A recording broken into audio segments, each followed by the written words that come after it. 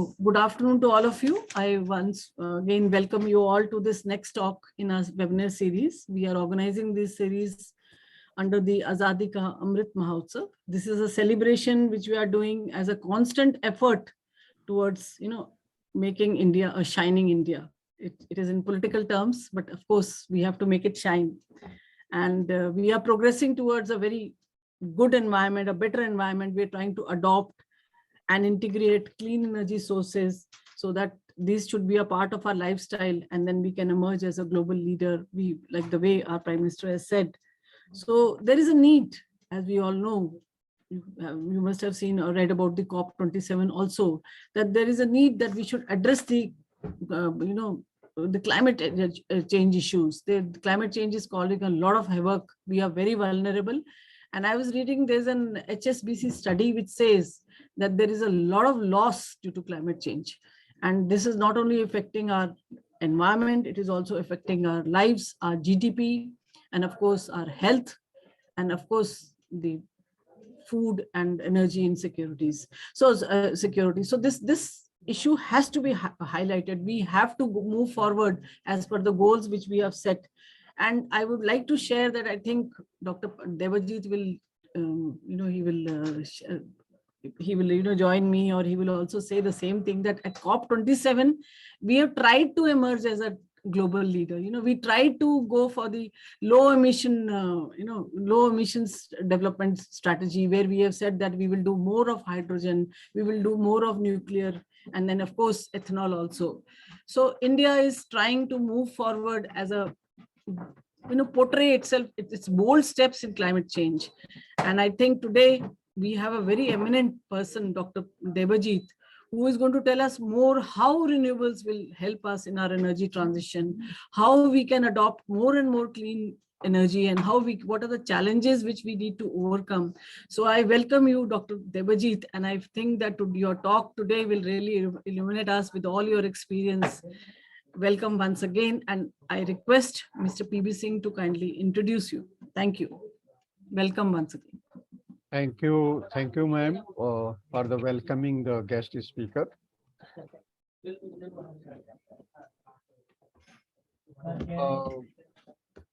Good afternoon, everyone. I'll welcome to the 55th series of webinar.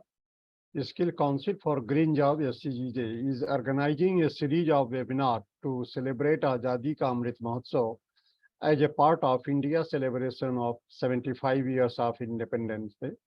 In this series, SCGJ is inviting eminent and learned speakers in different sectors on sustainable development, renewable energy, and waste management, so as to deepen the understanding of the recent development in this sector. The first in the series was launched on 24th September 2021. Today, we have very experienced, learned and distinguished speaker who will be sharing his expertise and experience on renewable energy institutions in India, opportunity and challenges. About Dr. Debajit Palit, he is presently working as a professor of energy at the NTPC School of Business, Noida. Before joining NTPC School Business in April 2022, Dr. Palit was the director of the Rural Energy and Livelihood Division at TERI.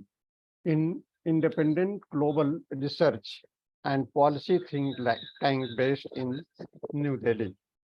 Dr. Palit holds a master's degree in physics, postgraduate diploma in non-conventional energy technology, and PhD in energy policy. Dr. Palit has more than 25 years of experience working in the domain of renewable energy, clean energy access, rural electrification, distributed generation microgrid, energy gender poverty nexus, and water energy food nexus. Dr. Palit possesses vast national and international experience working in projects for UN organizations, bilateral organizations, the World Bank, ADB, and national government across 17 countries in Asia and sub-Saharan Africa. He has written and published 3 books and around 150 research papers in peer-reviewed journals and magazines. Dr. Palit has been part of various Government of India committee and expert groups on energy and rural electrification, and a jury member for various academic and corporate awards. Before hand over to Dr. Debajit Palit, I would like to congratulate on behalf of SCGJ for his featured in the top 2% world scientist list for the last 3 years by Stanford University and elsewhere BB. Once again, many congratulations, Dr. Debajit Palitji, for his achievements, and now hand over to you, sir. Thank you. Thank you, PV, and thank you, Dr. Dhameja. So PV has been my former colleague at TEDI, so it's a pleasure to be meet you again through this webinar. So let me share my screen.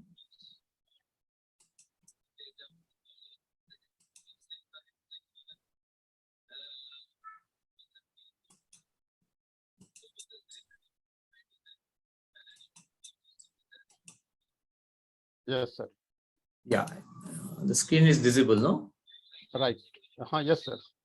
Okay, great.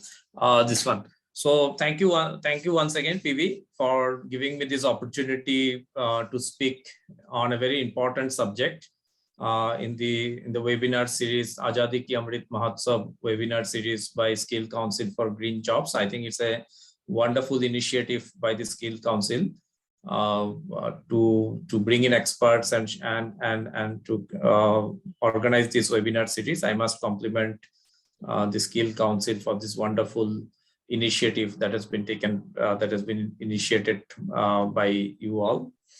So my topic is titled as Renewable Energy Transition in India, the Opportunities and Challenges.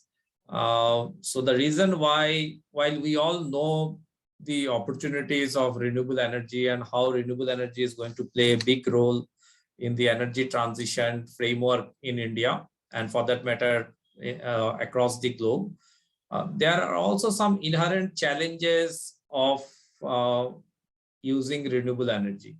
The challenges are spread across technological, institutional, financial, economic, and social. So it is very important for us to also understand the challenges and try to take preventive action so that we don't face with the type of problem that we are facing with respect to coal now. Now, this is a paper which I could find out. It's a paper about more than 100 years ago, in a paper of 14th August 1912. It's a paper published in New Zealand, and it did mention about, and it's almost more than 100 years ago now. Today is it is 2022, so it's 1912 means it's more than 100 years back. Back paper, and at that time experts wrote about the negative effect of using coal, but probably we didn't listen, and probably we didn't took preventive action or how to reduce that effect, negative effect of using coal or what, and we are facing the situation now. So the challenge is that how do we secure our future with renewable energy, and in case there are challenges in utilizing renewable energy, then are we in track on addressing those challenges, so that maybe after 100 years or after 50 years, when we are going to become net zero, we are not in a situation where we say that, well, we have used renewable energy and renewable energy has also created problem, then solving our problem. So we have to take a very long-term view of utilizing a particular technology or a particular resource, so that we don't face the type of problem that we are facing now for using coal for the last more than 100 years. or from the time of the start of industrial revolution, this one. So my presentation would basically try to answer or at least bring out the nuances of using renewable energy, of course, the opportunities and what are the opportunities, and equally important, what are the challenges. This one. So it is not a technical, I won't say it is a technical presentation. I am just going to share some of the information that I have collected from different sources. Of course, the sources are all mentioned in the slides, this one, and leave you with a thought on what could be the way ahead and what probably the problems that we might face and what we should do for not facing such a problem. This one, no, well, the list may not be exhaustive, but I will try to share my thoughts on what we should do or what we should not do when we talk about renewable energy. So just to set a context, just to set the context for the power sector in India. Sorry for the goof up. So in India, we had around 1,500 electrified villages in 1947 to now almost 600,000 villages. Almost all the villages have been electrified. There may be some hamlets here and there which may not have been electrified. From less than 0.3% of population coverage to near universal electrification. Now, less than 200 megawatt of generation capacity in 1947 to more than 400,000 megawatt now. In fact, the first generation plant has been a micro hydro, which is a renewable energy source, in 1897 to more than 100 gigawatt of renewable energy capacity now. And we are aiming to increase the share of non-fossil fuel to 50% of the total installed capacity, 175 gigawatt. We all know about all these things. There has been an improvement in network infrastructure, and power markets have also aided in larger integration of renewable energy. So what we can conclude is that the transition has taken place from a traditional energy economy when we had attained our independence, this one, to a modern energy economy, sometime starting from the 2000 or mid 2000, this one. And now we are aiming to transition to a renewable energy economy to become energy secure, resilient, and sustainable. Now, these three terms are all equally important.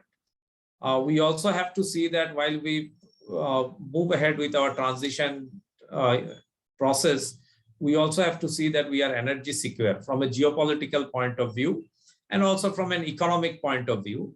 Second, we are resilient, that we are resilient to the change in climate. We are resilient to the type of technology, that means the type of technology that we are selecting should be resilient to the climate change that is happening, or to resilient to all other factors that might hinder the growth of the sector.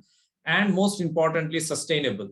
That means we should not do the mistake what we have done at the start of the last century when electricity was introduced in India around 1893. So this is India's updated NDCs. The Honorable Prime Minister made certain announcement in the COP26 in Glasgow, and based on those announcements, the cabinet has passed a resolution that 50% of the cumulative electric power installed capacity would be utilized from non-fossil fuel based energy sources by 2030, reduce the emission intensity of the GDP of India's GDP by 45% by 2030 from the 2005 level, and India's long-term goal of reaching net zero by 2070. And we have also initiated a program called Lifestyle for Environment to make us make our consumption more sustainable. That means, so this is something that probably emerged from the 2014 IPCC report, which talked about that energy consumption is equally dependent on, among other things, on behavior, lifestyle, and culture. Our country has a tradition of following in our day-to-day activities. We do recycle many of the things or reuse many of the things that we use. So probably the Indian thought process has always been following a lifestyle for environment. And it starts from whether in the Upanishad or later years, whether Mahatma Gandhi or Pandit Deendayal Upadhyay or Vivekananda has given or has stressed on this fact that how we can do what we call in common parlance as simple living and high thinking, lifestyle. So I think we have been following this particular aspect, but then the world recognized the importance of lifestyle and behavior and the importance of culture in energy consumption by way of the report that has been published by IPCC in 2014. But my presentation would deal with the second point on India utilizing 50% of cumulative electric power from non-fossil fuel or primarily renewable energy based energy sources by 2030. So what is the energy transition scenario in India? That means what is the energy transition roadmap for India? So more renewable power, demand side reduction, energy and material efficiency improvement, and just transition for phase down of coal will be India's priorities in the power and industrial sector. And this is primarily based on the understanding that renewable energy and storage will be economically preferred option for new build by the late 2020s. Before 2030, penetration of renewable energy in the order of 30 to 40% of total generation are cost effective from a system perspective, even after considering the extra cost of grid integration of variable renewable energy. After 2030, progress in storage technologies will allow renewable energy share to rise above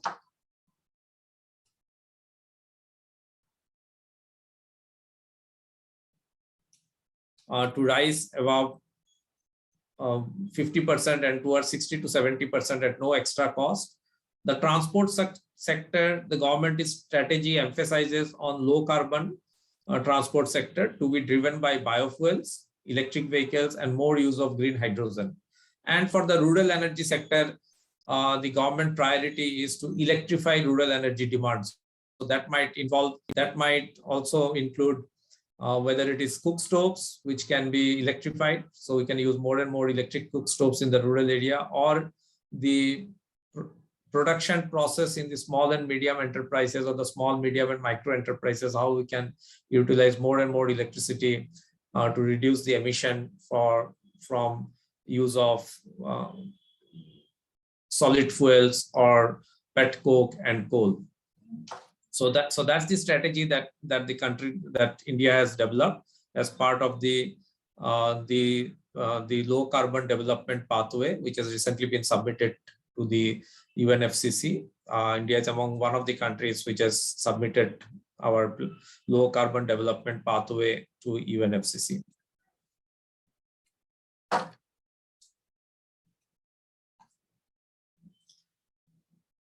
Now, if we see the benefits of our renewable energy, I'm not going into detail. We all know about the benefits of renewable energy.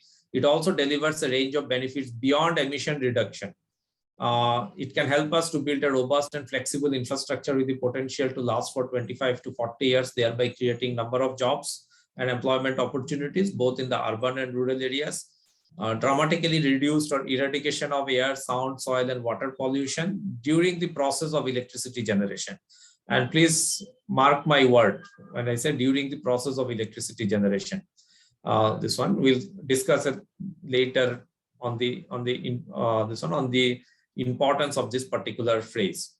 The promise of sustainable energy, self-reliance and security, greater opportunities for energy access in underserved and unserved habitation, and the consequential benefit to agricultural productivity, rural livelihoods and human development.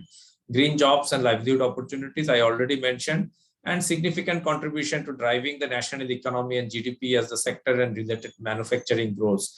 So probably we are in a great situation to achieve that $5 trillion economy, and renewable energy is going to play a big role in achieving our target for the economic target.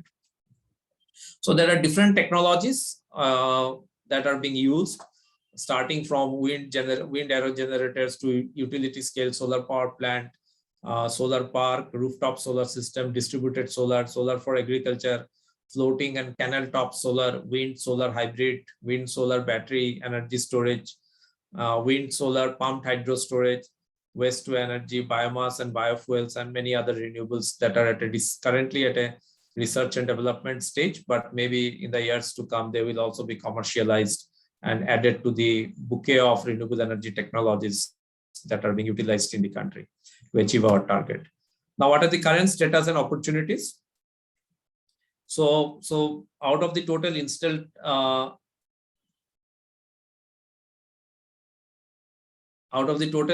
capacity of 405 gigawatt as on date, we can see the installed capacity has roughly doubled in the last 10 years. But the more important part is that out of that 405 gigawatt, 150 gigawatt RE capacity, which is about 40%, is from non-fossil fuels, generating more than 20% of the total electricity.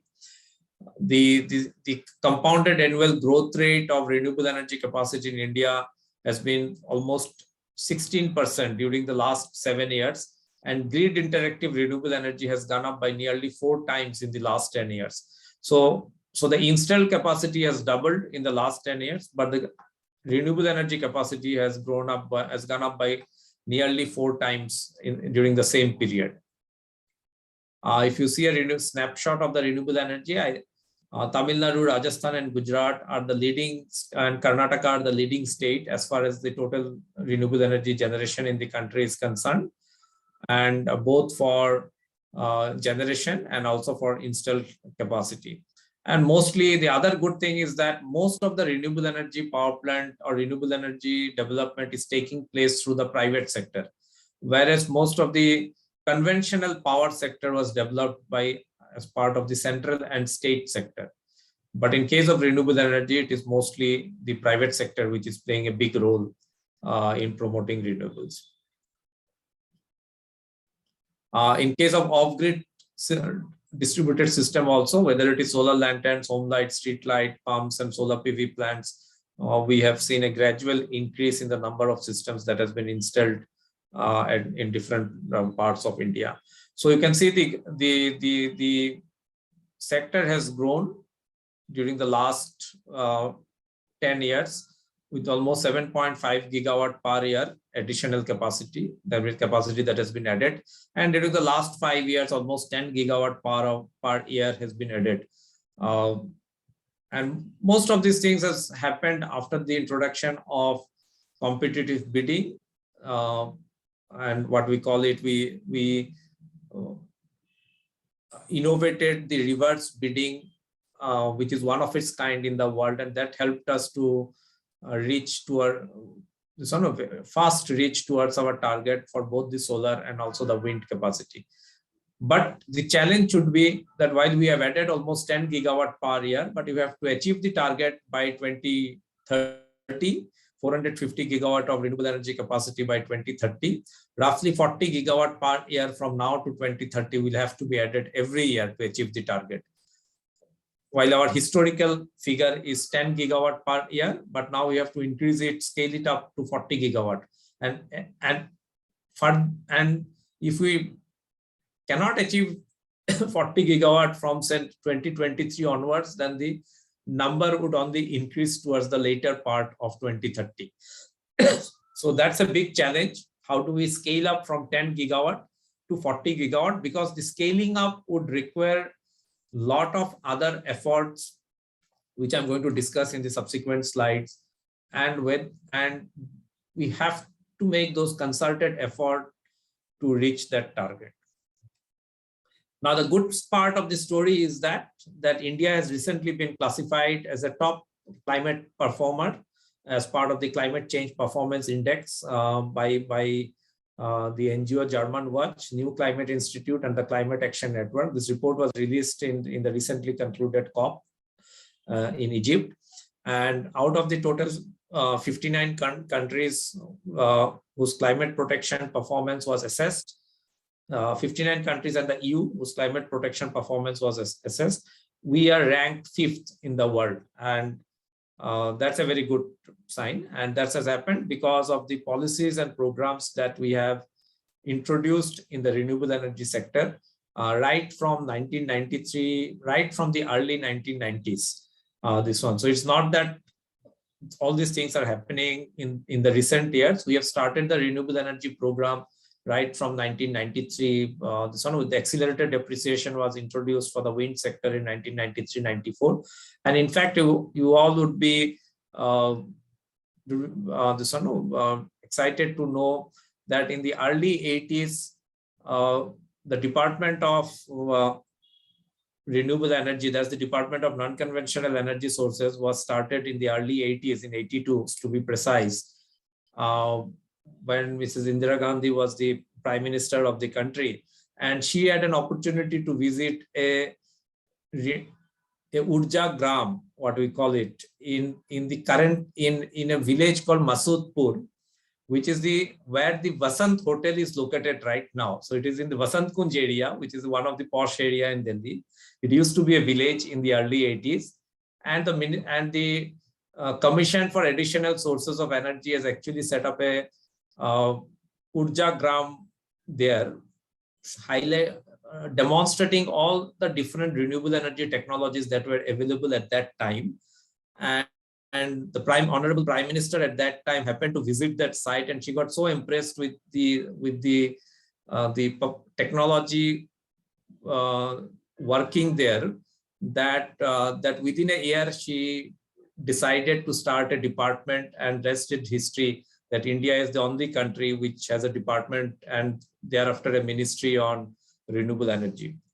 So currently India ranks 4th in the wind and as well as solar capacity, and things have been going on for the last many years, thanks to the Ministry of New and Renewable Energy, that they have been able to take forward the agenda of renewable energy long before this climate change thing started to be discussed. So because of all these policies and program, we have also seen a reduction in tariff from as high as 6.6. In fact, in 2010, I think in 2010, when the National Solar Mission was launched, the solar tariff was as high as 18 rupees, if I remember correctly. And it has gradually reduced after that because of various policy and technological interventions. And it is now less than 2 rupees when the sun is shining. And the wind tariff has also been decreasing over the years, and it is now less than 3 rupees when again the wind is blowing. This one. So solar costs have fallen by a factor of 5 and are now decisively cheaper than coal. As per ISA, International Solar Alliance, solar prices are expected to fall by at least 50% by 2050. So probably we will get solar energy at a price of say 1 rupee 20 paisa by 2050. And that because of efficiency improvement, both in terms of efficiency improvement and also material efficiency improvement, and because of induction of new type of solar cells in the market. Wind power is also falling after introduction of competitive bidding in the sector. So these are all positive scenarios. If you take the lithium storage system, so some analysis has been done by Lawrence Berkeley National Laboratory, and they say that the levelized cost of energy for standalone and solar powered battery would also come down from what it is now to almost 3 rupees 81 paisa by 2030. Lithium ion battery costs are expected to fall from the current around $200 per kilowatt hour to less than $100 in the next 5 years. And that is going to make a paradigm shift in the way we are currently using the conventional energy and also the solar energy. Because if the battery cost falls below $100 in the next 5 years, then the round-the-clock supply of both battery and solar are going to be decisively cheaper than the current conventional energy sources, whether it is coal or gas. If you see this graph, this one you can very easily see, that means compared to the non-peat head coal, the battery energy storage system coupled with solar are going to be cheaper before 2030. Whereas for peat head coal, it might take few more years to become cheaper. This one, because peat head coal, the transportation cost is low, and that's why you can generate the electricity from coal at the peat head at a much lower cost. So in short, I would say that solar prices are going to reduce further, wind prices are going to reduce further, and with reduction in battery prices, the round-the-clock supply from solar, wind, and battery hybrid systems are also going to be decisively cheaper than the conventional power that we are using now. Now, if you see from industry estimates, then you would find that AC round-the-clock power could be available at $0.05 per kilowatt hour. This one, whereas this one also, that also includes the battery capex of less than $100 per kilowatt hour. Very recently, Dr. Ajay Mathur, Director General of IESA, made a comment that battery prices have dropped by 89% between 2010 and 2021. And they're optimistic that IESA is very much optimistic that another decline of around 20 to 30% is expected over the next 2 years. And this will imply that the state-of-the-art PV system and battery in 2025, please mark my word, in 2020, mark the year, in 2025 would be cheaper than any other source. So in 3 to 4 years time, we would probably get round-the-clock supply, renewable supply to be cheaper than the coal that we are currently using. This one. So these are very good signs that yes, we are moving in the right direction. The energy transition is taking shape, and we can achieve what we plan to achieve by 2030 because of the upgradation of the technology and reduction of the cost of the technology. Especially in a sector like, we all discuss about the performance of the DISCOM, and one of the challenge for the renewable energy sector is that whether the distribution companies could make the payment in time or not for the sector to grow, because unless they can make the payment in time, the sector will find it difficult to grow, because the revenue, there will be choking of revenue, and a sector might find it difficult to grow. Now, some demonstration or pilot projects has been done by EESL in Maharashtra, where PV-based agricultural feeder has been set up, basically solarizing the feeder, the agricultural feeder, and it has been found that solar pumping could well be a major contributor to the recovery of the financial health of most of the DISCOM. So EESL is supplying solar electricity to Mahavitaran from 2 megawatt PV plants at 3 rupees per kilowatt hour. So the cost to supply to agriculture, the notional cost to supply to agriculture is about more than 5 rupees in most of the states in India. Now, with the decrease in the prices of solar, if you can supply at around 3 rupees per kilowatt hour, so the DISCOM saves 2 rupees for every unit being supplied currently. With further reduction in prices of solar, this might go to as low as 1.5 rupees per kilowatt hour. And the DISCOM will save a huge amount of money, which will help them to come out from the losses that they are making now. And that probably would change the way the sector is performing now, and help further speeden up the process of energy transition towards renewable energy. So these are some of the great things that are happening in the country. And beyond solar and wind, there are also other schemes that has been launched by the Ministry of New and Renewable Energy, or the Ministry of Petroleum and Natural Gas, Ministry of Animal Husbandry. So renewable energy per se has not remained the domain of only Ministry of New and Renewable Energy, but it is expanded to Ministry of Petroleum and Natural Gas. Who knows, tomorrow Ministry of Petroleum and Natural Gas might also add Ministry of Petroleum, Natural Gas and Biofuel, this one. So they are working in a big way in producing, in blending ethanol, so as to reduce the consumption of fossil fuel, for the transport sector. The Ministry of Animal Husbandry is working with the National Dairy Development Board in promoting biogas and then the Department of Drinking Water and Sanitation is promoting the Govardhan scheme, which is again promotion of biogas and bio-CNG. This one. So these are all being worked in a close coordination by the different ministries, unlike in the past when the ministries were not working in close coordination. But now, because of this challenge of climate change, I think all the ministries are working towards a common goal of achieving this one, net zero by 2070. This one, of course, many more things needs to be done, but at least a start has been made, and Niti Aayog coordinating some of the efforts of the different ministries, this one, which is a good sign. Now, despite all these opportunities, there are also big challenges, and we cannot bypass these challenges if we are to achieve our renewable energy target by 2030 and net zero target by 2070. I will discuss some of these opportunities and leave you with some thoughts, which you can study, which you can research, which I think needs to be more interaction, needs to take place, more debates and discussion need to take place on how we can address those challenges. Now, the first challenge is that renewable energy per se are not zero carbon, they are low carbon. So RE is low carbon, not zero carbon. Let's be very clear. So there are also emissions from renewable energy.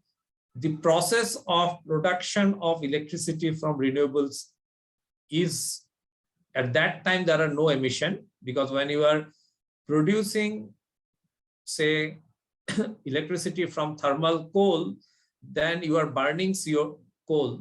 And because of that burning, some CO2 is being released. Or if you are burning natural gas, then some CO2 is released. Whereas if you're using solar PV, so the process of conversion of solar energy into photovoltaic based electricity, so you are not emitting something. So that process is clean, but that doesn't mean the entire value chain is clean, because you are producing the equipment that are necessary for conversion of solar energy into electricity. And that equipment production process is still not clean. And that's why there are certain emissions, lifetime carbon emissions happening in case of solar PV, wind, hydroelectric, and so on and so forth. So we have to recognize it, because unless we recognize it, we may not be able to find solution to this big problem. And as it grows, as the renewable energy use is growing across the globe, this emission will also be more, because please remember, renewable energy is intermittent. So if you put up 100 gigawatt of renewable energy, practically your CUF is only 25%. So basically it is equivalent to 25 gigawatt of thermal energy. So if you are releasing for, say, X amount of emissions because of this one 100 gigawatt for putting up 100 gigawatt of renewable energy, that in practical purposes is actually, in terms of coal, that means you have to calculate that conversion factor. So because of this intermittency, what I'm trying to say is that we are putting up 4 times more installed capacity than what we have done for hydro or thermal in producing the same amount of electricity or energy from a conventional source.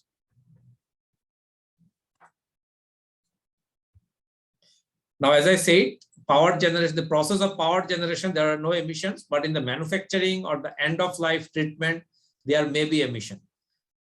There might also be increased ecological and social vulnerabilities from land use changes. So we need lots and lots of land for putting up the solar power plant and the wind and other systems.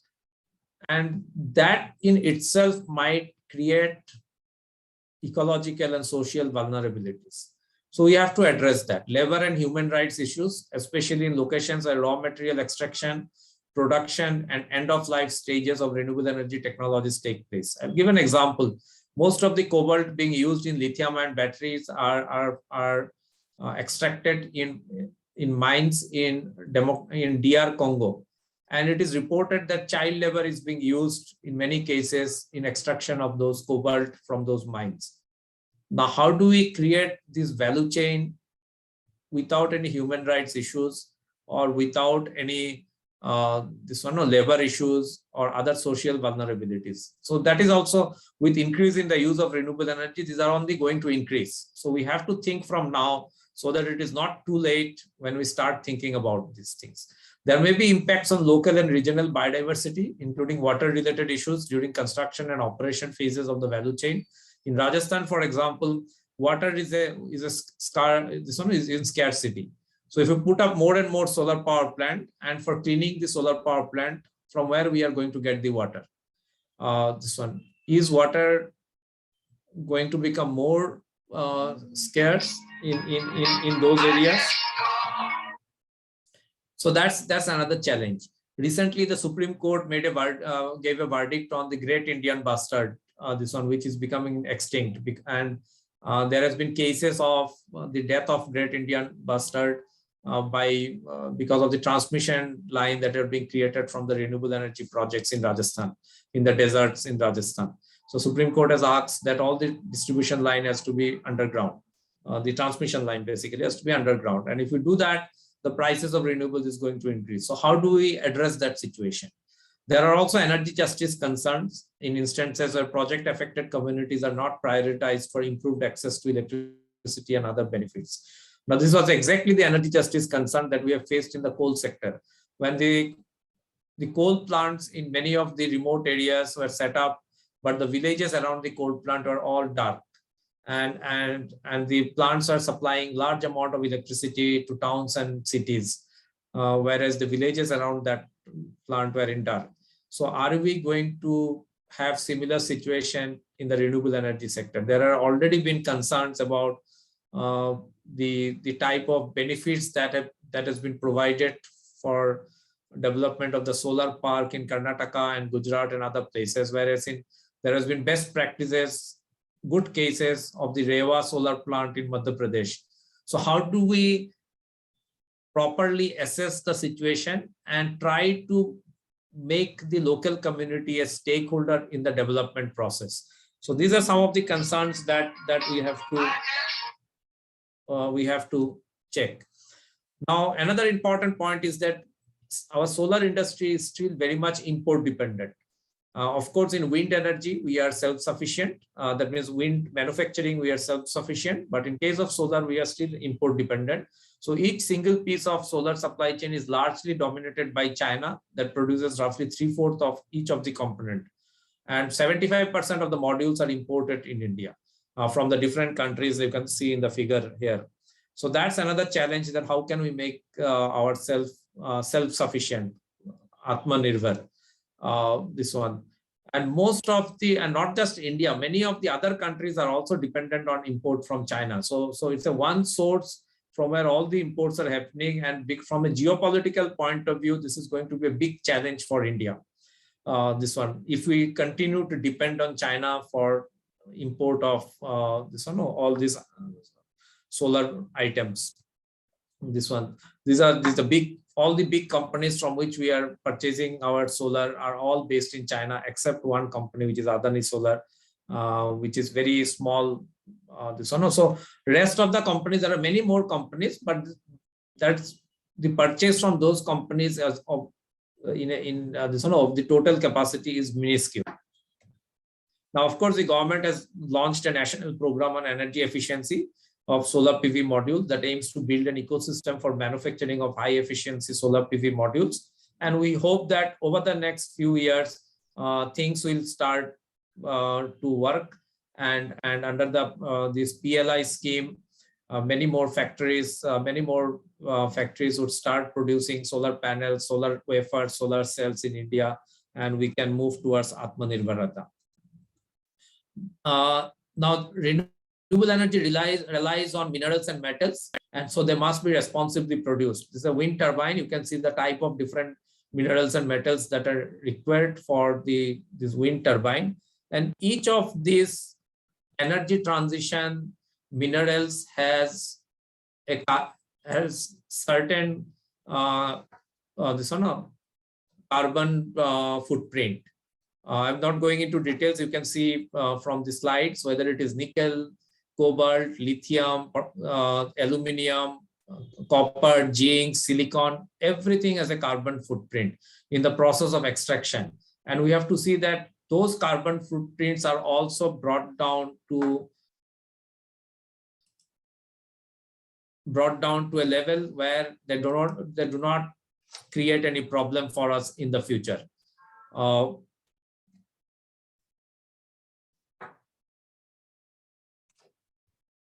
Then renewable energy generation is uncertain and non-dispatchable. We all know that. And because of the inability of renewable energy generation to follow a load profile, this can lead to loss of load due to uncertain future. So how do we address this situation?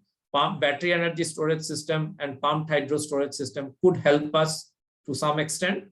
But then with large scale development of renewables, we have to also find out better solution, better forecasting softwares, so that we can address this situation. Flexible coal. These are some of the interventions that can be undertaken to address the intermittency of renewable energy, whether it is solar or wind. Another important point, non-uniform coverage of renewable energy projects in India. So most of the RE projects are in western and southern regions of India.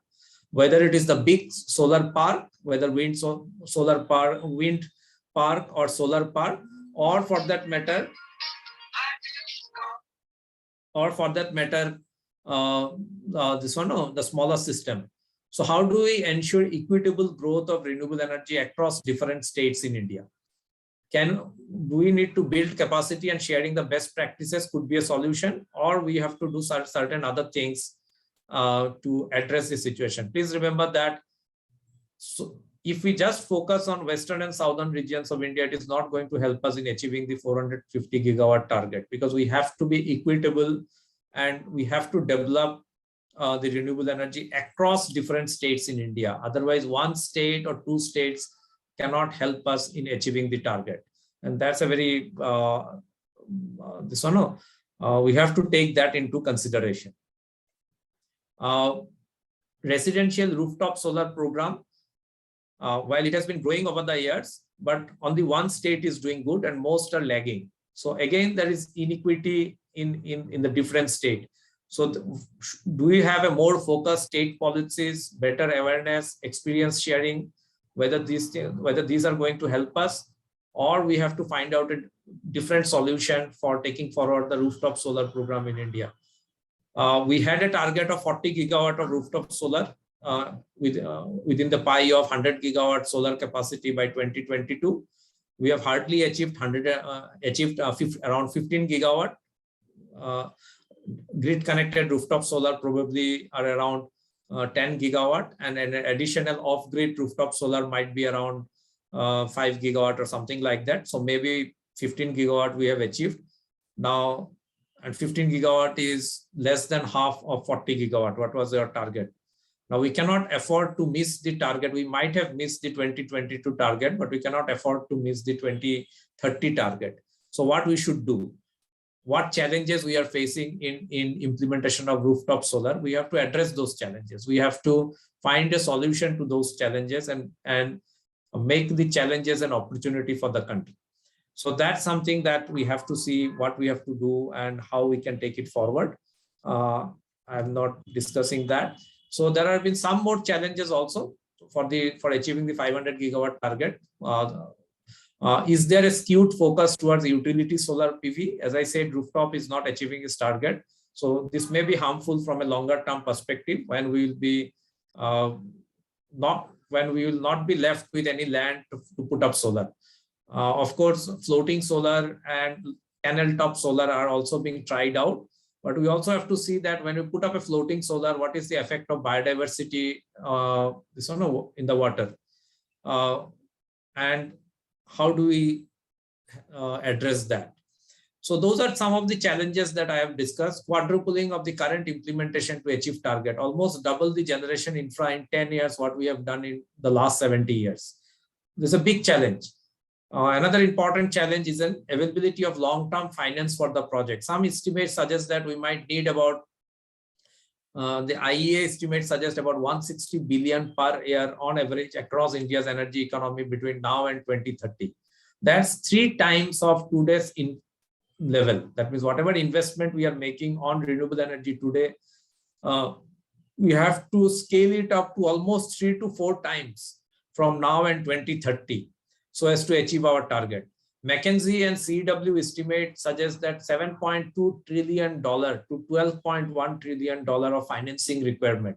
That's roughly about 3.5 to 5.9% of GDP of green investment. Purely on green investment will be required until 2050. Whereas the average investment in the complete infrastructure sector, whether it is energy, roads, bridges, highways, everything, that's about 4.2% now. So you can just imagine the type of scaling up in finance that is required, from where this money will come. Of course, the government of India is now decided to allow Power Finance Corporation and Rural Electrification Corporation to develop a portfolio of energy transition finance. But still, I think this is going to be a big challenge in the coming years on the type of scaling of the scale that is required for achieving our target by 2030.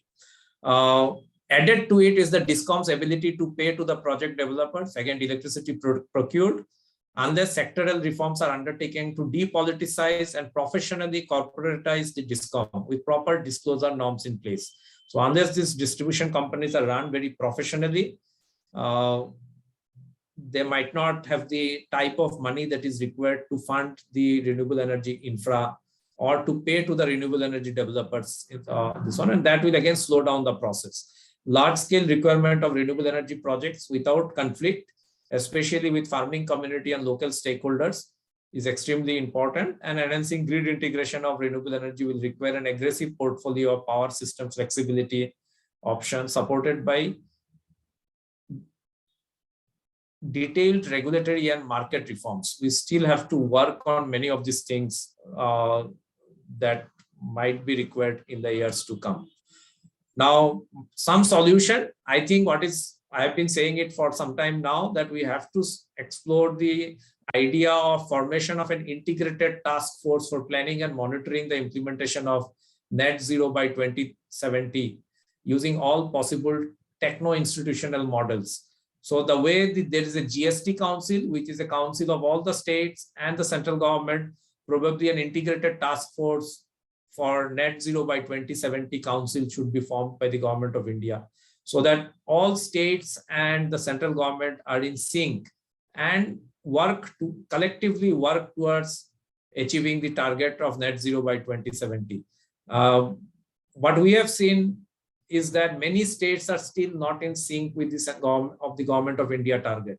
So you have to bring, ultimately the government of India is the policy making body, but the implementation framework requires the state government to implement the program and policies. And that's why it is extremely important that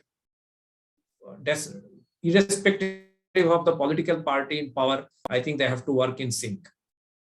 Recognize that the renewable energy production being sustainable does not mean that RE value chain is inherently sustainable. Unless we recognize it, we won't be able to work towards finding a solution, and that might create a problem for us in the future. Enabling renewable energy to create value chain in an ecologically safe way, rights respecting and socially just. Scaling up distributed renewable energy and distributed energy sources, and decentralized techno-institutional models. So I am not focusing only on the decentralized technology, but also on decentralized institutional models wherever possible, whether we set up sub-megawatt power plants or virtual power plants, or you can see the picture which is from Germany, which is from Bonn, where they have used the solar panels on the side of a bridge connecting the two locations in the city over the river. So we have in Delhi, for example, Delhi NCR, the metro line has been laid.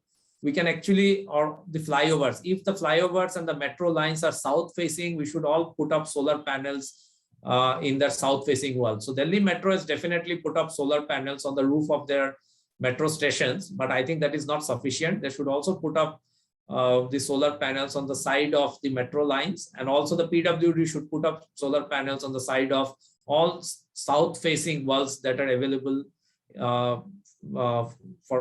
in case of all the flyovers that are being constructed, not just in Delhi, but across India in different cities. Local energy systems or smart energy islands in both urban and rural areas.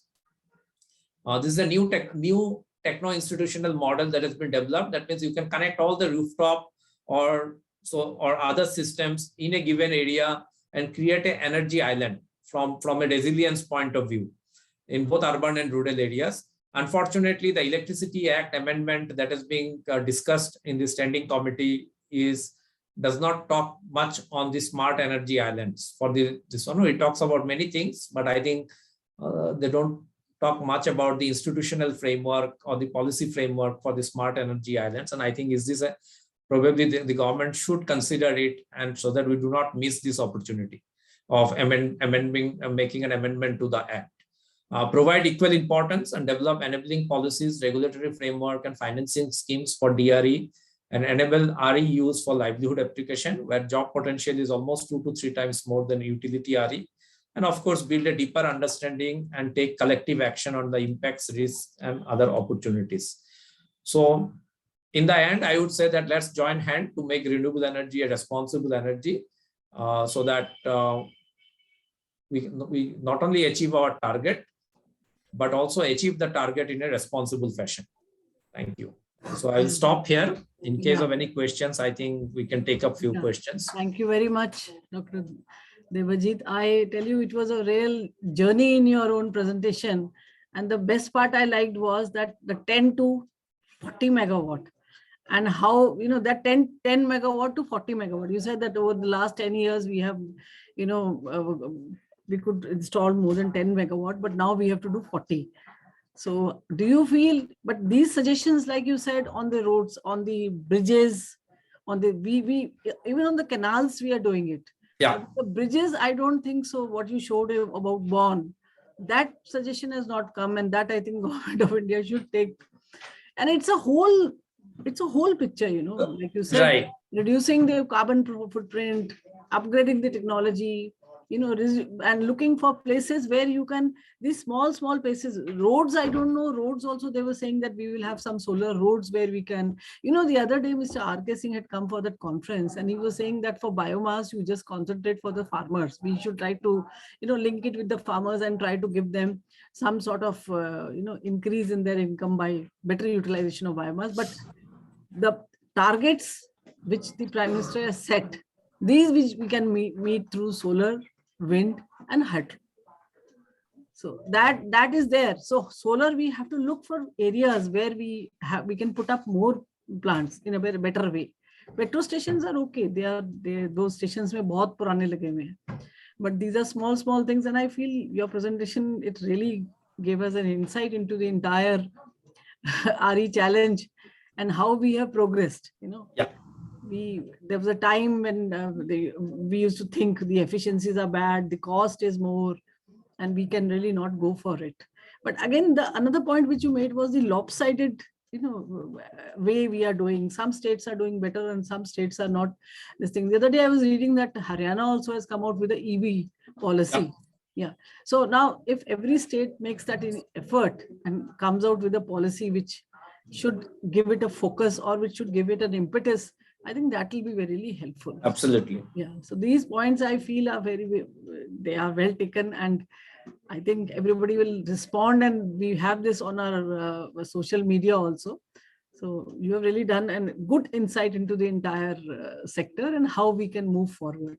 Thank you very much. I think, are there any questions? If there are any questions? I think people want to record. There's a compliment that it was a very nice presentation. Yeah, that I will say. Yeah, you would also join in that. It was very well, the way you put everything together, a scholarly also, and from research point of view also.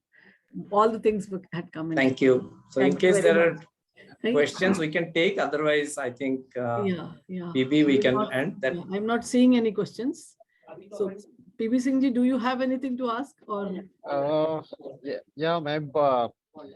Before I say thanks to Yeah. Dr. Debajit, I would share sir ने जो ऊर्जा ग्राम का चर्चा किया, ऊर्जा ग्राम is the earlier I was involved in the team, Dr. S.N. Srinivas, R.C. Pal, and myself. Both are and others, few more colleagues from Terry. हम लोगों ने इवैल्यूएशन स्टडी किया था 92-93 में. So उस टाइम में बहुत सारे गांव में जाने का मौका मिला था. That time people are very happy. मुझे देहरादून का एक गांव है जिसमें 7 to 8 किलोमीटर हम लोग पैदल चल के गए थे और वहां पे हम लोगों ने इवैल्यूएशन स्टडी किया था. उस समय वो एक अलग लोगों के अंदर में वो रहता था कि हमारे गांव में बिजली आ गई है. नहीं, बिजली का तो देखिए विलेज एनर्जी सिक्योरिटी प्रोजेक्ट्स भी हम लोगों ने करे थे. When we did those projects, so they, I tell you, हम लोग इधर कोई ट्रैवल विलेज था, इधर कसाई विलेज इन मध्य प्रदेश, और रास्ते में हम लोग वापस आ रहे थे तो एक भालू आ गया निकल के, और मतलब रोड्स नहीं था. ऐसी कंडीशंस में भी गए हैं, पर लोगों तक पहुंचे हैं. And then there was a lot of celebration in the village that we have got electricity, though it was on through a biomass gasifier. But I think that we have to reach out to people, that the connect has to be there. Recently, we had a presentation from MEDA, Dr. Debajit, and they showed us so many villages where they were trying to, they had, and in fact, it was one of the, you must have also heard that they have spent so much money on the village where they are going to have more, it was excess power which they have put through solar. Cost was too exorbitant. So how they can extend it to other villages, that whole solarization takes place of the village, and how they can, take it to, I don't know. So money everywhere. If you see COP27 also, everywhere it is finance only which is important. Everyone is talking. Developed countries are not able to part, and developing countries don't have the resources. That is the basic controversy which is coming up. So absolutely. Yeah, so I don't know how we will. So finance definitely is a big challenge. This one, but there are also other challenges also. Probably that means my take is that we also have to give equal importance to all the challenges. Yeah. Because the other challenges, if we can address some of the other challenges, I think finance challenges also get addressed to some extent. But then you see what you have also presented earlier. It was only MNRE. We had some MOP part of it. Yeah. But now it has spread out to other. It is now, it is spreading out to other ministries, and that's a good sign that everybody is taking this one, is providing importance. At least the thinking process has started, and it is being acted upon by the different ministries. Yeah. So they also feel a connect to the RE. It's not that it's only Renewable Energy Ministry will do it.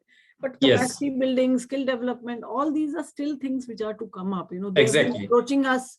We have, as a part of our projects, we have done some qualification packs for Govardhan scheme. Then we are doing for the ministry. See, being for the ministry, we are doing now for the ministry. We have developed some qualification packs. But it will take time. But the awakening is there. Maybe. Absolutely. Yeah. So I should thank you, and really it was a very nice presentation, and nice to connect with you. Thank you very much. Absolutely pleasure. Thank you so much. Thank you, Dr. Dhamija. Thank you, PB. Yeah. Thank you to all the participants. Very much, sir. You explained very well about RE, and thank you for the excellent presentation. I would like to thank all the participants for the joining webinar. Thank you very much. Thank you very much, sir. Thank you. Thank you. Have a good day. Yeah, please. Thank you very much. Yeah, please.